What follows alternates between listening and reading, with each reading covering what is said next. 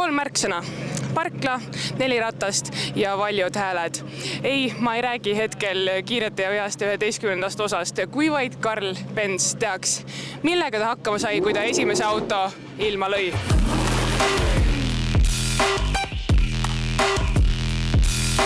Siin toimub siis autonäitus Drive to Dorpat 2023, mida siis korraldame enda MTÜ Törste Car Clubiga esmakordselt sel aastal. Ürituse näitusalal praegu on circa 30 meie klubi autot ja umbes 170 siis nii-öelda lisaosavõtjat. Me lihtsalt mõtlesime, et kui sa oled auto kallal palju vaeva näinud, siis esimene koht võiks olla rohkem väärt kui niisugune tavaline poekarikas. Belg, mis on sõitnud WRC, Kolb, mis on Eesti ühe võimsama auto sees, need on kõik ajalooga jupid.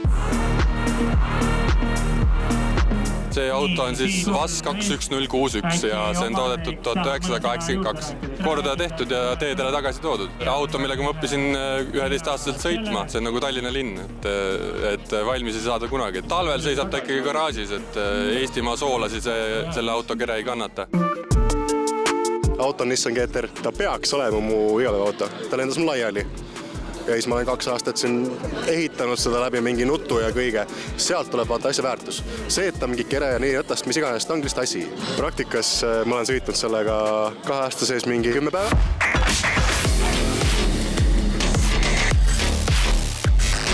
Kohal olen siis täna Ford Mustang Shelby GT500-ga ja teiseks autoks on Audi R8 V10+. Tegemist on ikka täiesti hobiautodega. Audi huvi algas mul tegelikult juba väga-väga väiksest peale, sellepärast et peres oli esimene auto oli Audi.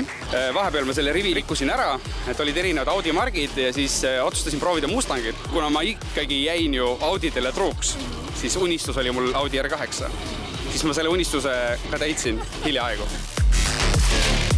Lapsepõlvest, ma arvan, et alguses olid mingid arvutikõlarid ja tulid esimesed subwoofrid sinna ja siis sai nendega eksperimenteeritud. Mingi aeg siis tuhin läks üle nii-öelda, et oli täiesti vaikus, et täitsa ükskõik. Ja siis ma ostsin selle punase auto ja siis mõtlesin, et paneks mingi väikse kõlari ka, et oleks mõnus nagu muusikat kuulata.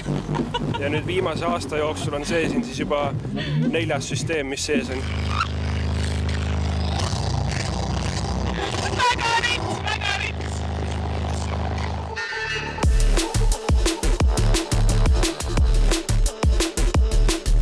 Seda tagalugi rivi, et ma mäletangi seda rivi ehitades, ma laua peal tegin ja vaatasin, see on nagu nii kole, pole varem näinud, vaatangi, et ei sobi ja kuidagi siuke, veits nagu häbi, aga valmis saab, siis on küll, et nagu väga vinge.